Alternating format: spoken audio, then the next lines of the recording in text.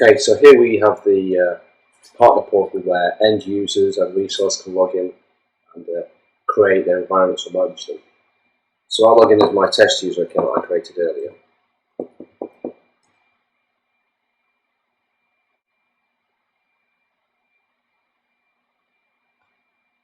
And as you can see, I've got two customer accounts already created in this environment, customer 2P and customer 2.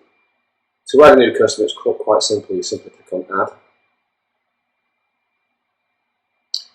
And then you can put in the customer's details, their name, customer name, their first name, full last name, phone number, mobile phone number, email address, their address and physical location, a username and a password, and then you can determine if the customer can actually log into the environment or not, and if they can log in, can they restart their servers that they own and manage.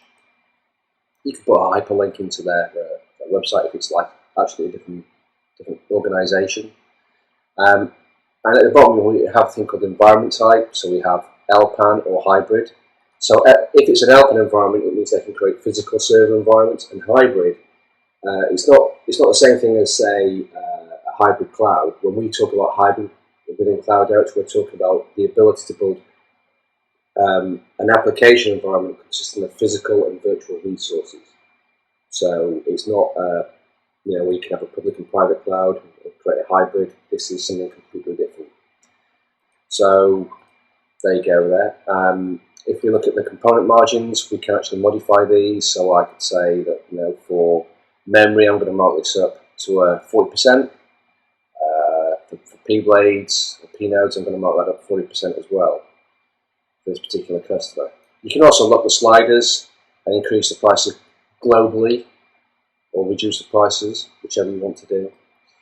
I'm not actually going to create this account. I've got two already created. So what I have here is customer 2P is my physical environment or my hybrid account, and customer 2 is customer 2P is my LPAN account for physical resources, and customer 2 is a hybrid account where I can create physical and virtual resources. So let's start with using customer 2P in this environment, and I'm going to create some physical database servers. Okay, so here's my designer window. As you can see over here, I have the price of the environment and I have the base configuration. I have the option to start over if I don't like my design, or I can save my design as is, or I can save and build the environment straight away. Not a lot to see right now, so what's currently on the designer right now is I've got my two default fiber channel switches. My physical service connects to the SAN, and I have an internal management switch, which is used by PAN Manager to check the status of the server profiles as and when they're built. So let's start by bringing the 2P servers on board. So it's a case of just simply dragging and dropping these, and it automatically makes connections to my fiber channel switches and to my internal management switch, which it would do on PAN Manager. Okay, so I've got my 2P servers in place. What I'd like to do next is I'll assign a blade for each of these servers to use. So I'll use P1 for this guy and P10 for this one. If I want to perform failover, so for example, let's say that this server was running on P-blade 1, had a hardware failure, catastrophic failure, could be a fatal CPU memory error, or the power supply dies, we can simply assign a failover blade and drag and drop it into place. So from an end user perspective, it would appear as though the database server has crashed and then it's booted back up. The end user has no idea it's booted from a different physical blade, but it has, because we treat the server profiles as completely stateless. So we can boot a server profile on any physical blade within any chassis managed by PAN Manager. So as you can see, as I'm building the environment as well, the price is incrementing over here. So this is the actual end user price, and this is the price for the reseller to build that environment with their markup. Because it's a cluster, let's say this is an Oracle RAC environment, I've got a switch, network switch here, so I can connect my two physical servers to this, and this is for the heartbeat traffic and inter-node communication that clusters tend to require. So I'll attach those as well. And again, you just click on this connector image, and the little wire appears, and you just drag and drop the wire to the appropriate switch. So pretty easy. So that's my database environment pretty much built. I just need to do a few more things now. I need to click here and assign a name. So I'll call this guy PhysDB1, Physical Database 1. You have a few options available to you. You can enable management connection, which is to this switch here. I can enable or disable that. I can have it so that once I provision the server, it boots. Also create redundancies. This is for the network interfaces. Within PAM Manager, you have this concept of a VNIC or an RVNIC. An RVNIC is a redundant virtual network interface. If that's enabled, all the network interfaces will be created effectively teamed together. So you have two interfaces. I can set the management interfaces for here if I need to, but generally I'll leave them as the defaults. I can change the boot order. I can say instead of booting from virtual CD first, just boot straight from my virtual HBA. You can specify the default LUN on the SAN to boot from, and these are the here where I've got select boot WWN. This is the actual SAN storage arrays, and the WWNs I defined earlier within Cloud Director using the CMS, the Content Management System. So I'll select this one for now, and I'll just click OK. And as you notice, the icon here changes to green once you've configured everything. So I know I need to do it over here still on this guy. So I'll click on this double arrow for server properties. We'll quickly just go through this. PhysDB2, also create redundancies. Okay. We also have this option preemptible. You probably wouldn't want to use with database servers, but you could create some physical servers within PAM Manager that are a low priority. There could be development or test, for example. And if there are no failover resources available in a failover pool, PAM Manager can actually look for servers that are not preemptible and take those down, and take the physical compute resources away from that server and give it to something else, which is a really useful feature in certain environments. So if you need to define quality of service for some customers or end users, you can do that, and you can steal the resources away from other lower priority services. Just something to point out there. And I'll click OK. And then finally I click here on this ID card. And this is where I define the name of the LPAN within PAM Manager. So we'll call this PhysDB. And then we assign a range of worldwide names. So within PAM Manager you have pools of worldwide names, and you assign a pool to an LPAN. And then when you create server profiles within that LPAN, it takes those resources from the pool. So I'll just click Save. Now, before I carry on, if I look at my PAM Manager environment, let's go back to one side,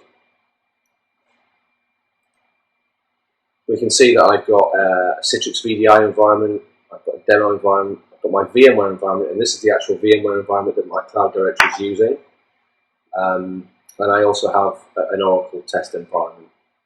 So what I will do now is I've got a couple of options available to me within Cloud Director. I can save this configuration, start over as I mentioned, or I can save and build the environment. So what I'll do now is I'll just save and build this environment. You get confirmation window, so I click Submit and Build. So it's now building the environment. You know, it's exited from the build window. The design window is now edited, and we can see that the environment is showing change. The environment status has changed to build running. If I actually go into PAM Manager, now look at my LPANs. So if I click on this, we can see I've got two P servers created, PhysDB1, PhysDB2. If I click on this server here, you can see it's created my two network connections, one to my management switch, one to my Oracle rack switch, and as you can see, it's called the RVNIC1, which consists of VNIC2 and VNIC3, so that's the teamed interface I was talking about. These are my virtual network adapters attached to the appropriate SAN switches, which are uplinked to my SAN infrastructure. And I've used pBlade1 as my primary blade. So what we'll do now is we'll go back into Cloud Director and we'll create physical and virtual resources. So if I click here, so as you can see the design window is slightly different. So where we have our servers now, we have our virtual list of virtual machines that are in the catalog that are available. Window size. There we go. Okay, so what I'll do is I'll create a basic tiered application. So what I'll do is I'll use a couple of Red Hat Linux servers. And in this case, it's simply dragging and dropping these onto my environment. And as you can see, drag and drop them on there, and my base configuration's changed. And as you can see, these have 30 gig of local disk, 1 gig of memory, and a single CPU. If I wanted a Windows server, it's just the same. In this case, Windows 2008, I would drag and drop that into place. And then when you configure this, the only real difference is that you have the option, because of the license that's set up for this particular machine type, to either enter your own license key or to purchase one from Cloud Director, providing the Cloud Director has been configured with volume license keys or service provider license agreements. Then you pick the license type, whether it's per user or per processor. And there are custom scripts that can be used to configure things for you. Another thing to bear in mind with this as well is that when you pick applications such as SQL Server or Office, you can simply drag and drop those on there. And you need to purchase licenses for these. You can specify the number of licenses you want, and you can buy those again from the reseller through Cloud Director. What I'll do for now is I'll remove this environment. Okay, so the next thing I'll do is I'll connect these two virtual machines to my my switch.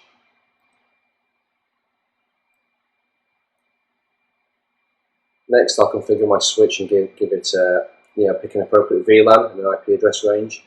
So I pick the VLAN I want to use in the IP address range, and Cloud Director will take care of configuring the IPs on these machines and the DNS settings and everything else, so that they can communicate to the outside world within my infrastructure. Let's say I don't need 30 gig of disk space. I actually only need 20 gig because these are just don't require space. So let's change those to 20 gig.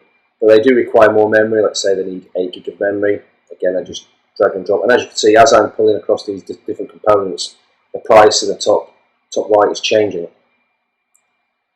And let's say we need more processors. Let's say we need quad-core processors.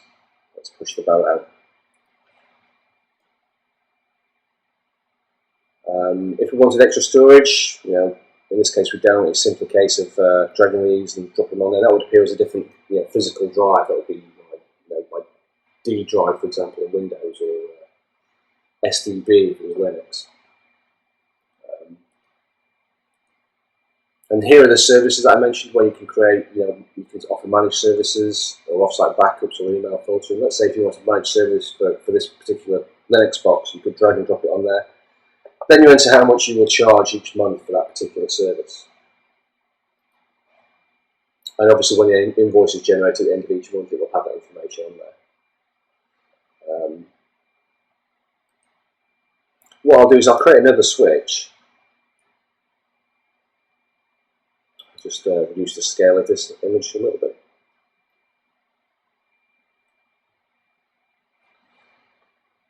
And then what I'll do is I will add my two. Here we've got my P servers, and here's FizzDB1 and FizzDB2 that I created earlier. And I'll simply drag and drop these onto the designer.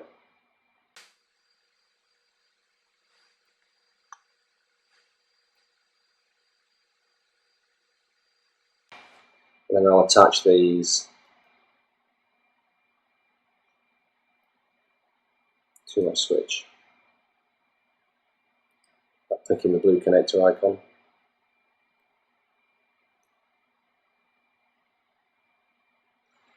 I'll do the same here.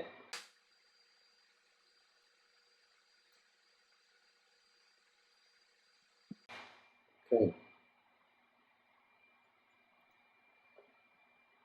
So now I just need to configure some details for my, I can call this guy web app 1. Excuse me. Call this guy web app 2.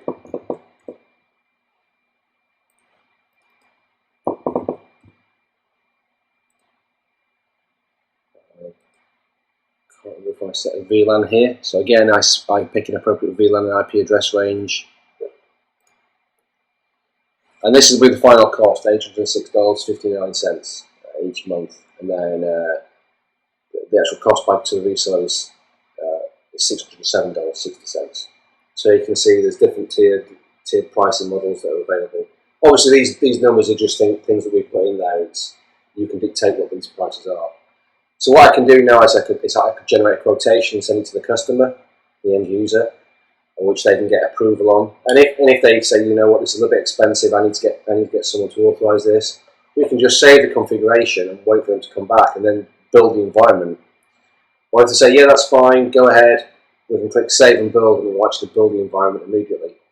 What I'll do now is I'll actually click save and build so you can see what happens. So I click submit build now. Now you can see the design is exited and it's starting to build that environment. You can see the environment status has changed. So what I'll do is if I bring across my Hyper-V, my vSphere client interface here, you can see that Cloud Director is now actually talking to Virtual Center, and as you can see we're logging in this user account VMprov I mentioned. And this is cloning virtual machines, adding port groups, configuring the network infrastructure such that it builds the environment. So as you can see, it's building a server here called web app 1.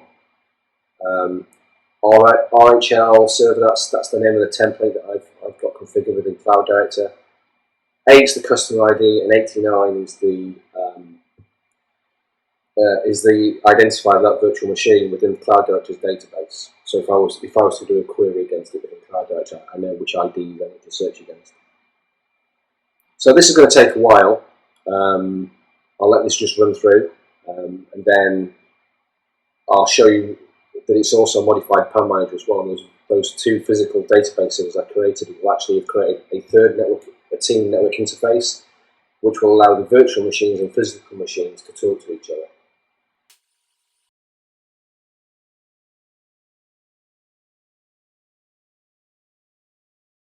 So as you can see, it's now built the two virtual machines. It's done all the reconfigurations that's required, and they've now booted. If I select one of these, click Edit Settings, we can see it's providing the two network adapters on the appropriate VLANs that I defined, and it set the IPs accordingly. Before I cancel that, go to Summary. We can see it's set with the IP addresses 192.168.0.2, and it's assigned a host name. So if we then go to PAN Manager,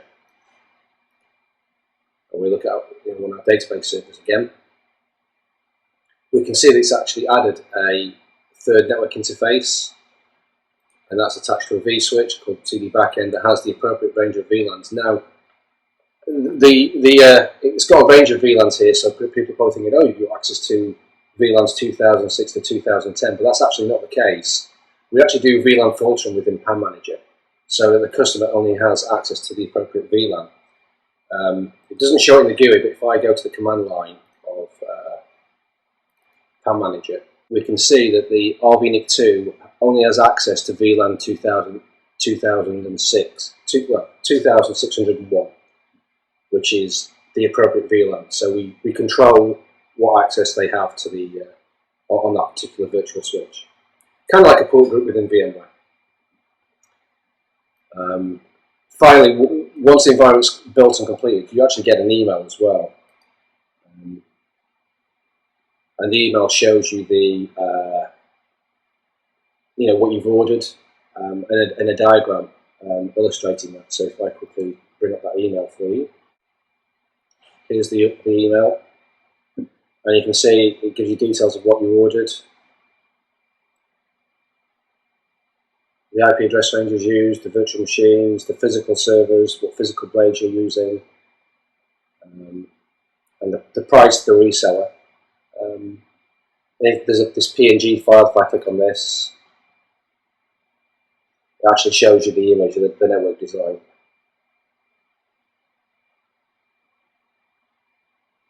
Which is what we built out. So thanks for watching. I hope this was useful.